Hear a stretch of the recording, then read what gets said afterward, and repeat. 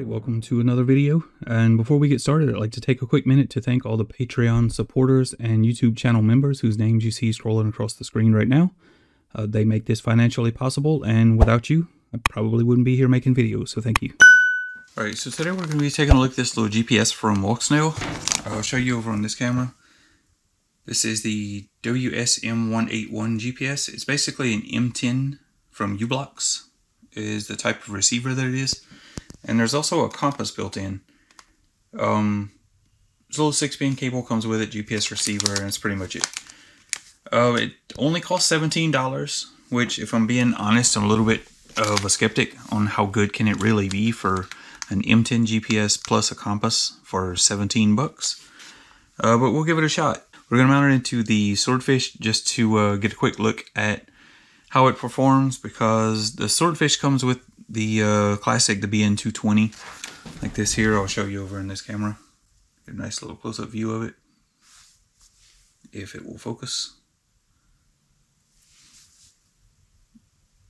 So that's the BN220 that comes in the Swordfish.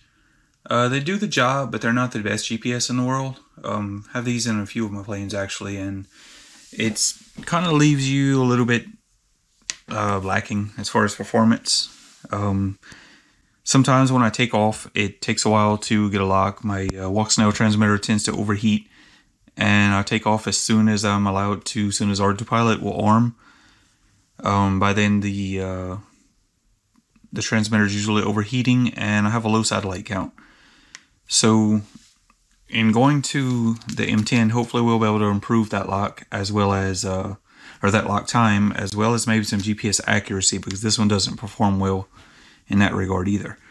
But I wanted to put it into the Swordfish because we have a good test environment for it, I guess, where the BN220 does struggle, and hopefully it's going to perform better. And I'm just going to swap out the GPS. I'm not going to enable the compass for now, because I only have a 4-wire cable in the Swordfish.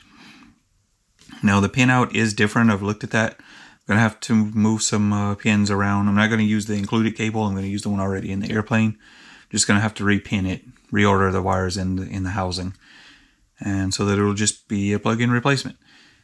And so we'll get on with that, and we'll see how it goes.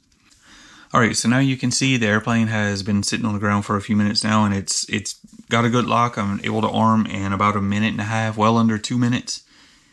And everything's looking good so far. We're already taking off before the transmitter overheats with more satellites than I usually do. So no complaints there, no issues. And more so, if we compare the GPS accuracy numbers, and I'm getting this information from the Autopilot logs from the flight controller, and we're basically looking at the accuracy in the vertical accuracy, the horizontal accuracy, and the speed accuracy. And I don't remember the number, the value, or the units in the speed accuracy, but I know the horizontal and vertical numbers are in meters. So basically what you're looking at is, in this graph here, it's kind of scaled the same for the two GPS, but it's basically saying like it's accurate down to 1 meter or down to 2 meters or whatever. That's what the number on the left hand side of the graph is. So obviously lower is better. And like I said, we're going to scale these the same just to get a more direct comparison. And this is, I think, a direct comparison because it's in the same airplane, the same configuration with the flight controller. I do have it manually set to use the different GPS systems. We're using GPS, GLONASS, and Galileo. And rather than just leaving the GPS on defaults how they come configured, like I said, I do manually set them to use that using one of the parameters in Autopilot. So we're using the same GPS satellites in the air. We're using the same power, the same wiring, mounted in the exact same spot in the airplane. So I don't think you can get a much more direct comparison than that. And even more so, we can compare this one to, I'm going to take a look at the HGL RC M8 GPS, which is in my AR Pro. That one usually performs pretty well. And we're also going to take a look at the same graph from a BN880 that's in my Eagle, that to date has been the best GPS I have in any of my planes. I have those in a couple of airplanes, and they perform really well. But the M10 was able to actually perform a little bit better. So yeah, I guess it can be quite well for for $17.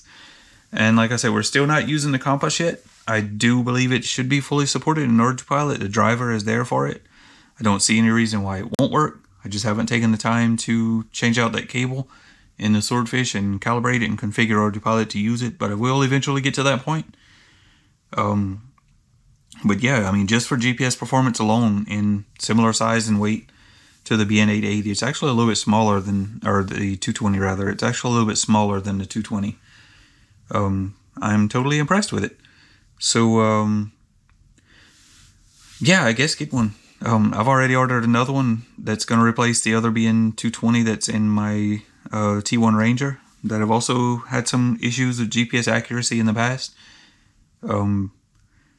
Yeah, I mean, I like them. I'm sold on them, and I've already ordered another one. So, anyway, I'll have a link to it below if you want to order it direct from Caddx. It's an affiliate link, or probably Banggood if I can find one there. I'll put one, or whatever. I'll put affiliate links if I have them. If not, I'll just kind of link to whatever. Just search your favorite retailers. They're out in a few different retailers in the US by now. So yeah, that's the M181 GPS module from Walksnail. Pretty happy with it. So I guess thank you for watching. See you next time.